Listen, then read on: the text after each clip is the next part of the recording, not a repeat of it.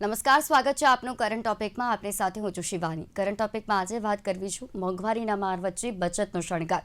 આપણે સૌ લોકો જાણીએ છીએ કે બચત આપણા જીવનમાં કેટલો મહત્વપૂર્ણ ભાગ ભજવે છે. આપણે જે પણ કમાઈએ છીએ અને એ કમાવામાંથી થોડોક હજુ પણ આપણે જે રૂપિયા છે તે આપણે જો બચતમાં નાખીશું તો તે આપણા માટે અને આપણા ભવિષ્ય માટે ખૂબ જ સારું કહેવાતું હોય છે. એટલે હંમેશા આપણે બચતને પ્રાધાન્ય આપવું જરૂરી બનતું હોય છે. અને એટલે જ રોજિંદા જીવનમાં આપણે થોડા પૈસા જો બચાવીશું તો આપણા ભવિષ્ય તો સુધરશે જ, પરંતુ સાથે આપણને બચત કરવાની ટેવ પડતી રહેશે. હવે વાત આપણે જઈએ તો બચત એક આર્થિક રીતે ખૂબ જ મહત્વનો ભાગ ભજવતો હોય છે. અર્થતંત્રમાં પણ એક મહત્વનો ભાગ ભજવતો હોય છે.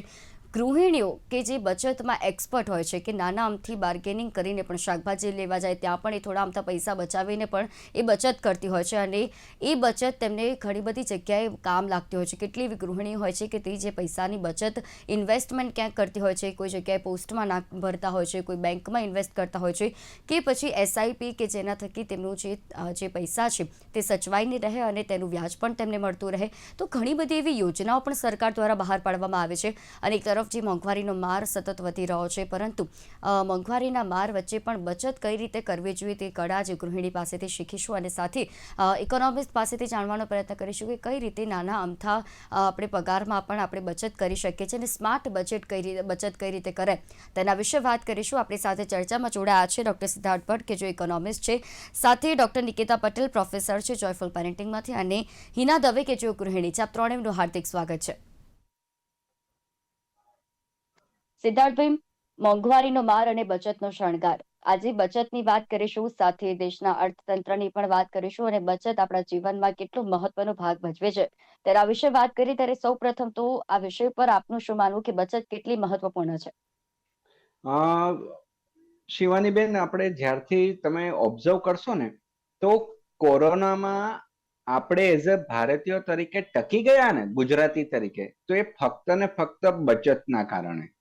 વિશ્વના બીજા બધા દેશોના હાજા ગગડી ગયા, દેવાળું ફૂંકાઈ ગયું, લોન ઉપર લોન લીધી, પરંતુ આપણા ગુજરાતીઓની બચત વૃત્તિના કારણે, આપણા વડલાઓની બચત વૃત્તિના કારણે આજે આપણે લોકો સુખી રીતે જીવી રહ્યા છે. હવે વિચારો કે અત્યારે આપણે કોરોના પછી ફેઝ 1 એટલે કોરોના પહેલાનું અને કોરોના પછી એટલે ફેઝ 2. તો ફેઝ 2માં હવે લોકો બચત નથી કરી રહ્યા, ખર્ચો કરી રહ્યા છે. પેલા કેવી માનસિકતા હતી કે મારો પગાર 20,000 રૂપિયા હોય તો 5,000 બચત કરવાની અને 15,000 ખર્ચો કરવાનો.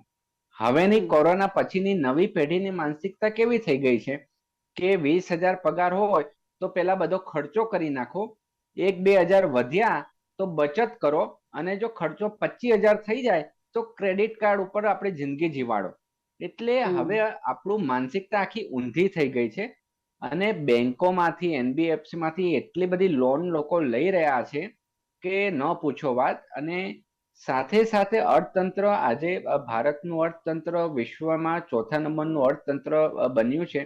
તો એ કાબિલે દાદ છે કે 500 વર્ષની ગુલામી, આટલા વિદેશી આક્રમણખોરો આયા, આપણા મગજના સર્કિટો હલાવી દીધા, અને છતાં પણ ભારતની સંસ્કૃતિ, ભારતીયોની મહેનતો, આપણા લોકોની મહેનતના લીધે ફરી પાછા આજે બેઠા થયા છે. અને અમેરિકા, ચાઇના, જર્મની પછી ભારતનો નંબર છે. વિશ્વમાં 200 થી વધારે દેશો છે, એમાં આપણે ચોથી આર્થિક મહાસત્તા બન્યા. એટલે 100% આપણા સૌને અભિનંદન અને સલામને પાત્ર આપણે બનીએ છીએ. પરંતુ આટલું પૂરતું નથી, કારણ કે જ્યાં સુધી સ્વદેશી કે ગાંધીજીના જે સિદ્ધાંતો છે છેવાડાના માનવી સુધી જ્યારે સુખાકારી ના પહોંચે ત્યાં સુધી આપણે ગમે તેટલી આર્થિક મહાસત્તા બનીએ તો એ ફક્ત ને ફક્ત સંપત્તિનું કેન્દ્રીકરણ થયું કહેવાય. સંપત્તિનું વિકેન્દ્રીકરણ કરવાની જરૂર છે. વિશ્વમાં બધે, ખાસ કરીને જે કેપિટાલિસ્ટ નેશન છે, પશ્ચિમના દેશો છે, એમાં કેવું થયું છે કે એ 20% લોકો જોડે વિશ્વની 80% સંપત્તિ છે. 20% લોકો જોડે વિશ્વની 80% સંપત્તિ છે અને વિશ્વના 80% લોકો જોડે વિશ્વની 20% સંપત્તિ છે.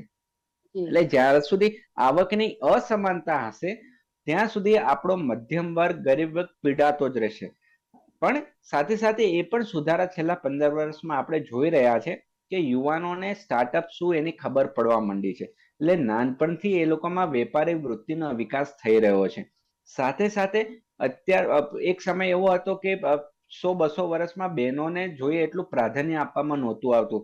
તો આ સરકારમાં એમને ડ્યુ અકનોલેજ કરવામાં આવ્યું છે, એમની કામની કદર કરવામાં આવી છે, અને ઉત્પાદન ક્ષેત્રમાં મેન્યુફેક્ચરિંગ સેક્ટરમાં પણ આપણી બહેનોનો ફાળો કઈ રીતે વધે, કારણ કે 50-50% રેશિયો હોય, જેન્ડર રેશિયો, તો જ્યારે એ લોકો પણ આ ઇકોનોમીમાં સક્રિય ભાગ ભજવે એટલે દેશનો કેટલો બધો વિકાસ થાય. ચાઇનાનો વિકાસ થયો છે તો એમાં જેન્ડર ઇક્વાલિટી હતી એટલે ચાઇનાનો વિકાસ થયો છે, અમેરિકાનો એટલે વિકાસ થયો છે.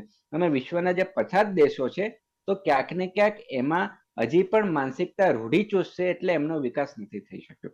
બીજી વસ્તુ કે પાછલા આપણા ખેડૂતોની વાત કરીએ તો આપણે ભારતમાં સૌથી વિશ્વને જે ખેતીવાડી કે સૌથી જૂનો વ્યવસાય હોય ને તો એ ખેતી છે, અને વિશ્વને ખેતી કરતા ભારતે શીખવાડ્યું છે. એટલે ઇકોનોમી વધી છે. છેલ્લા 15 વર્ષમાં ચોમાસું પણ એકંદરે સારું રહ્યું છે. માવઠાને આયા છે, પરંતુ વિશ્વના બીજા દેશો કરતા ક્લાઇમેટ ચેન્જની અસર ભારતમાં ઓછી છે. એટલે ચોમાસું સારું હોવાના લીધે ખેડૂતોને પણ એક સ્ટેબિલિટી મળી છે. પાક વ્યવસ્થિત એનું વળતર મળે છે, રિટર્ન મળે છે, અને સરકારે ઇન્કમ ટેક્સમાં 12 લાખ કરી દીધા અને જીએસટીમાં જે પ્રમાણે રેટ કટ કર્યો એના લીધે દશેરા અને દિવાળીએ ધૂમ ખરીદી થઈ હતી. એની અસર આ ઇકોનોમીમાં જોવા મળે છે.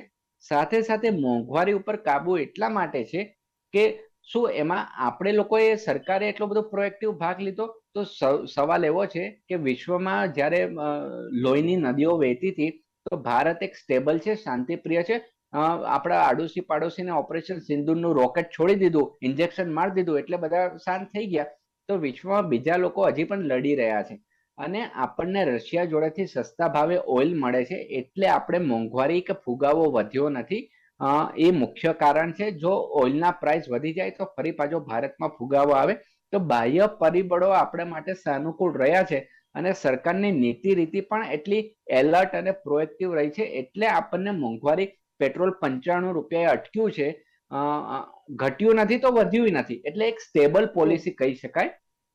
સાથે સાથે એ પણ કેવું છે કે એમએસએમઈ ને જે જરૂરી પ્રોત્સાહન મળવું જોઈએ તો હવે બધા રાજ્યો છે ને વાઇબ્રન્ટ ગુજરાતની જેમ સમિટો કરી રહ્યા છે. એટલે દરેક રાજ્યમાં એક કોમ્પિટિશનનું વાતાવરણ ઊભું થયું છે, અને જ્યારે કોમ્પિટિશન થાય એટલે પ્રાઇસ ડિસ્કવરી થાય અને હેલ્ધી એન્વાયરમેન્ટ ઊભું થાય. સાથે સાથે શેર બજારમાં પણ આ વર્ષ એકંદરે સારું રહ્યું છે. ખરાબય નથી રહ્યું અને તેજીવાળું નથી રહ્યું, સ્ટેબલ રહ્યું છે. જ્યારે વિશ્વમાં અનિશ્ચિતતાના વાદળ હોય અને કોઈ આપણને કે જ્યાં લડાઈ ચાલતી હોય કોઈ કે તું 10 લાખ ધંધામાં રોક, તો કોઈ રોકે ના રોકે. પરંતુ ભારતમાં શાંતિપ્રિય વાતાવરણ રહ્યું છે એટલે વિદેશી રોકાણકારો અનિશ્ચિત વાતાવરણમાં ક્યાં જોઈએ કે જ્યાં સેફ પૈસો હોય ને ત્યાં જવાય. એટલે ભારતમાં પૈસો રોકી રહ્યા છે. અને શેર બજાર આ છેલ્લા 2-3 મહિનામાં થોડું ગગડ્યું તો એનું કારણ એ છે કે જ્યારે એફઆઈઆઈ વિદેશી રોકાણકારો ક્રિસમસ આવે ને એટલે પૈસા એમના ગામે લઈ જાય, એમના દેશમાં લઈ જાય મોજ શોખ કરવા માટે. પણ ફરી પાછું નવા વર્ષે જાન્યુઆરી ફેબ્રુઆરીમાં તમે જોશો તો ફરી પાછો પૈસાનો ફ્લો આવતો જશે અને શેર બજાર ફરી પાછું ઉચકાશે. એટલે એકંદરે આ બધી પરિસ્થિતિનો અભ્યાસ કરીએ તો 100% આ એક સફળ વર્ષ રહ્યું છે, અને 2026નું વર્ષ પણ ફળદાયી જ નીવડશે, એમાં કોઈ શંકાને સ્થાન નથી. કારણ કે ગવર્મેન્ટ સ્ટેબલ છે, ઇકોનોમી પોલિસી સ્ટેબલ છે.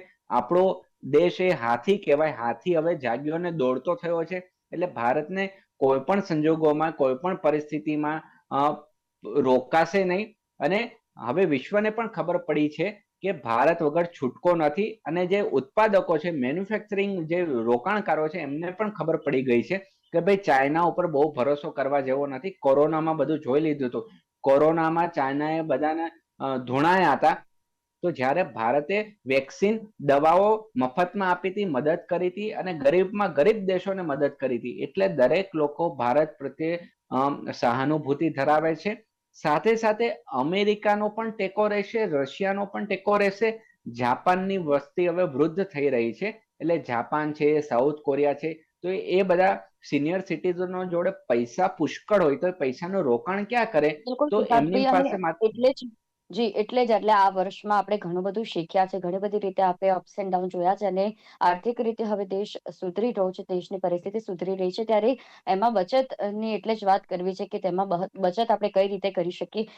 હિનાબેન, તમે ગૃહિણી છો, ઘરેથી વ્યવસાય ચલાવો છો, ત્યારે એક ગૃહિણી તરીકે બચત કરવી એ ખૂબ જ આમ તો અઘરું કહેવાય અને આમ સરળ પણ છે કે શાકભાજીના ભાવમાં પણ બાર્ગેનિંગ કરી દે, કોઈ પણ એવી નાની અમથી વસ્તુમાં પણ બાર્ગેનિંગ કરીને ગૃહિણી પૈસા બચાવતી હોય છે. તો તમારા મતે બચત કેટલી મહત્વપૂર્ણ ભૂમિકા ભજવતું હોય છે?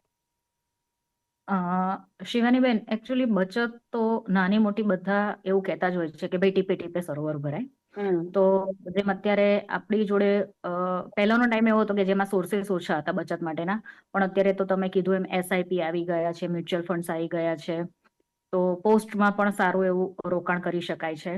તો જ્યારે બચતની વાત આવે ને ત્યારે ગૃહિણી છે ને ક્યાંક ને ક્યાંક નાની મોટી બી બચત હોય ને, કે જેમ આપણે પહેલાના જમાનામાં હતું એ અત્યારે પણ છે કે દિવાળીના ટાઈમે લોકો આપણને જ્યારે પૈસા આપે, પગે લાગવાનો રિવાજ હોય ને પૈસા આપે, તો એ પણ બચતમાં જ જતા હોય નોર્મલી. તો એ પણ બચતમાં જાય. પછી ક્યાંક દિવાળી અને ધનતેરસનો ટાઈમ છે તો નાનું મોટું સોનું ચાંદી લઈએ તો એ પણ આપણા માટે બચત છે. અને એસઆઈપી તો હવે એકદમ મિનિમમ અમાઉન્ટથી થતી હોય છે કે 500 રૂપિયાથી સ્ટાર્ટ કરી આપે છે. તો એ પણ, એટલે જેમ પોતે હું પણ છું તો હું પણ એવી રીતે એસઆઈપી નાની નાની રકમથી મેં સ્ટાર્ટ કર્યું છે. તો એવી રીતે બચત તો દરેકના જીવનમાં એક એવું કહે છે ને કે ભાઈ ક્યાંક ને ક્યાંક હોવી જ જોઈએ. એ પછી આપણી સમજણ પ્રમાણે અને કઈ રીતે કરવી છે એ આપણા પર ડિપેન્ડ છે. એટલે જી, અત્યારે તો બહુ જ બધા સોર્सेस છે આપણી જોડે બચતના. બિલકુલ. નિકિતાબેન, આજના સમયમાં બચત એક મોટો પડકાર પણ ઘણા વ્યક્તિઓ માટે સાબિત થઈ રહ્યું છે. તો એક મહિલા તરીકે, ગૃહિણી તરીકે, એક વર્કિંગ વુમેન તરીકે તમારું આ વિષય પર શું કહેવું છે? બચત એ દરેક જણ માટે ઇમ્પોર્ટન્ટ છે.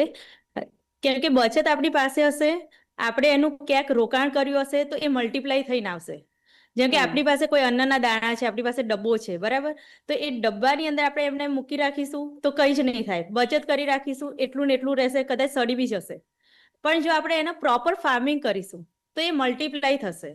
તો એ જ રીતે આપણે ઓનલી બચત નહીં, પણ બચતની સાથે આપણે એનું પ્રોપર ઇન્વેસ્ટમેન્ટ કરવાનું, અને ઇન્વેસ્ટમેન્ટ કરીને એનું મલ્ટિપ્લિકેશન કરવાનું, અને મલ્ટીપ્લાય કર્યા પછી એ આપણી જ પ્રોપર્ટી છે. We can use it. જી. સિદ્ધાર્થભાઈ, નવા વર્ષમાં બચતને લઈને કયા સુધારા કરવા જરૂરી છે? કારણ કે આપણે જોયું છે કે 2025માં આપણે બચત કરી હશે ત્યારે, પરંતુ હવે 2026ની જો વાત કરીએ તો 2026માં એટલે નવા વર્ષ માટે આપણે બચતને લઈને કયા સુધારા કરવા જરૂરી છે? જી સિદ્ધાર્થભાઈ.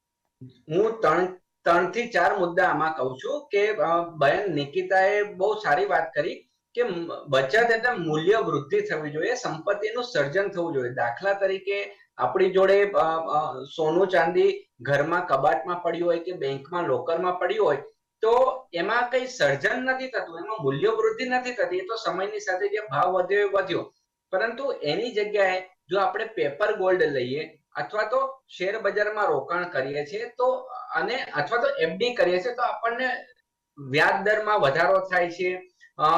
સાથે કોઈ ફેક્ટરી નાખે છે તો ફેક્ટરીમાંથી એ ઉત્પાદન થાય છે, ઉત્પાદનમાંથી નફો થાય છે.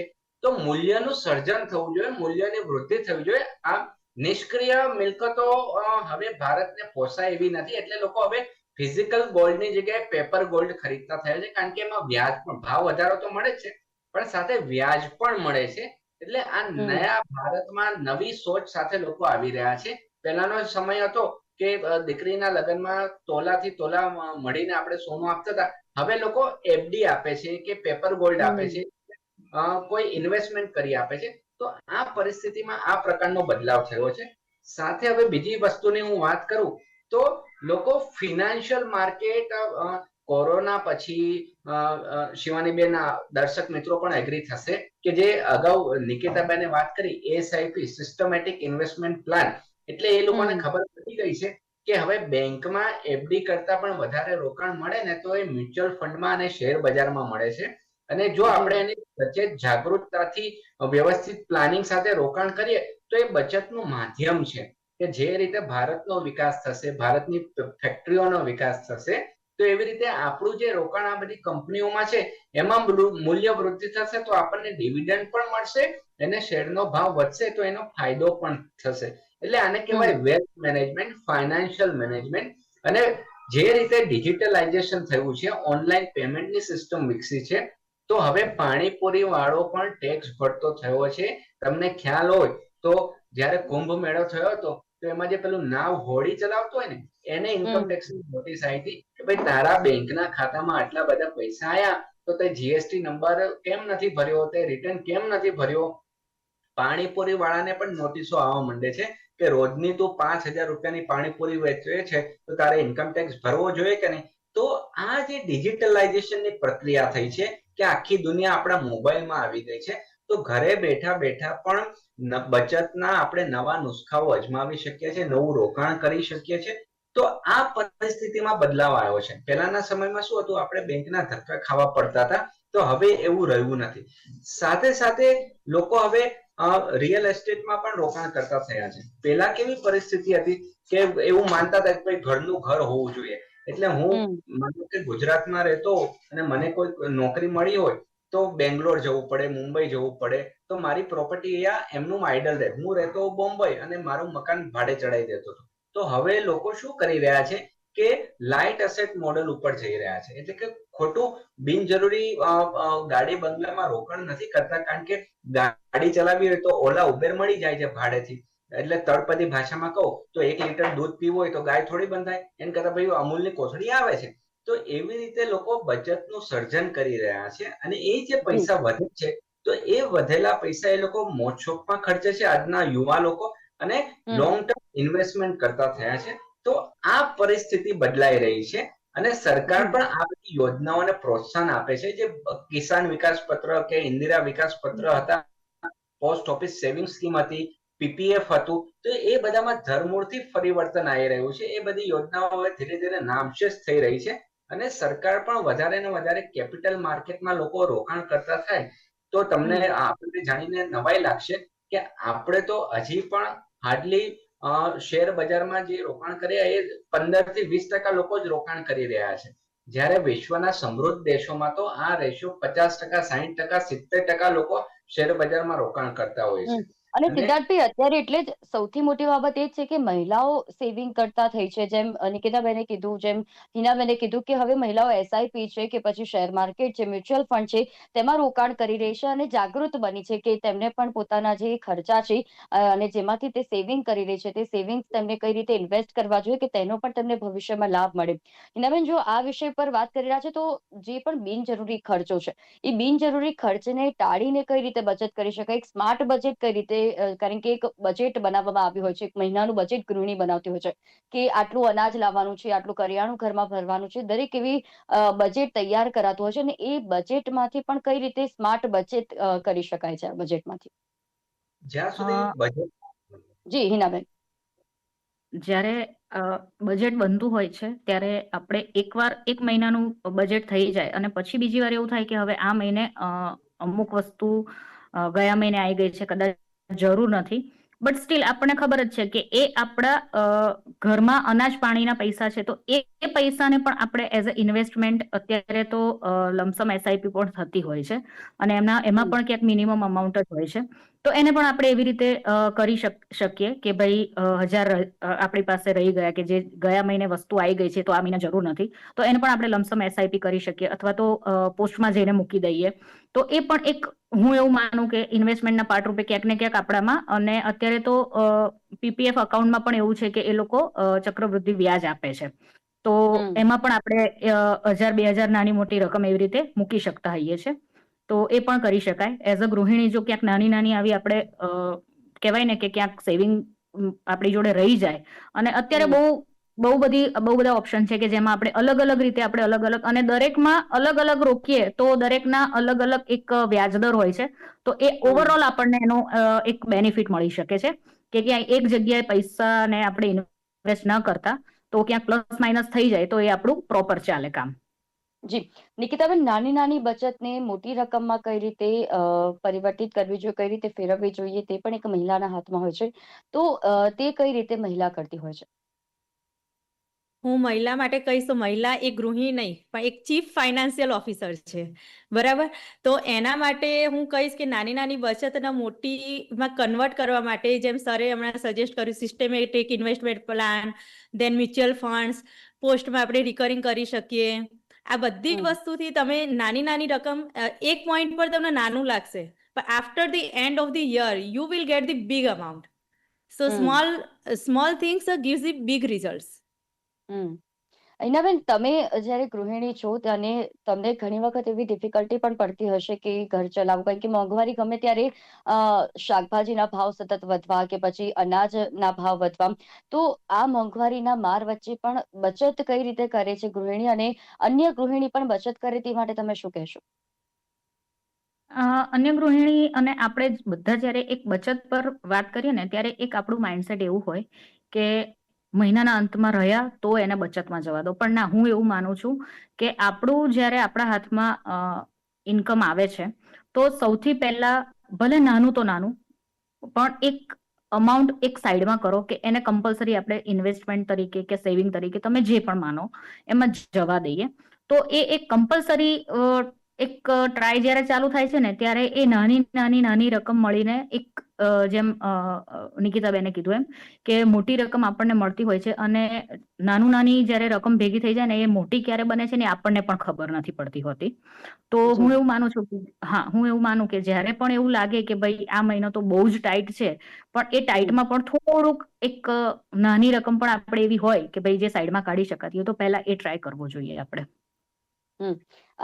સિદ્ધાર્થભાઈ, સમયનો અભાવ છે, પરંતુ આજની જે ગૃહિણીઓ છે, આજની મહિલાઓને જો આજનો વિષય સમર્પિત છે, ત્યારે આપણે એક સ્માર્ટ બજેટ ની વાત કરી રહ્યા છે, સ્માર્ટ બચતની વાત કરી રહ્યા છે, તો તેના વિશે ગૃહિણીઓને શું કહેશો? કઈ રીતે તે સ્માર્ટ બચત કરે, તેમના બજેટમાંથી થોડાક પૈસા બચાવીને પણ તે આગળ તેમના ભવિષ્ય માટે રોકાણ કરે?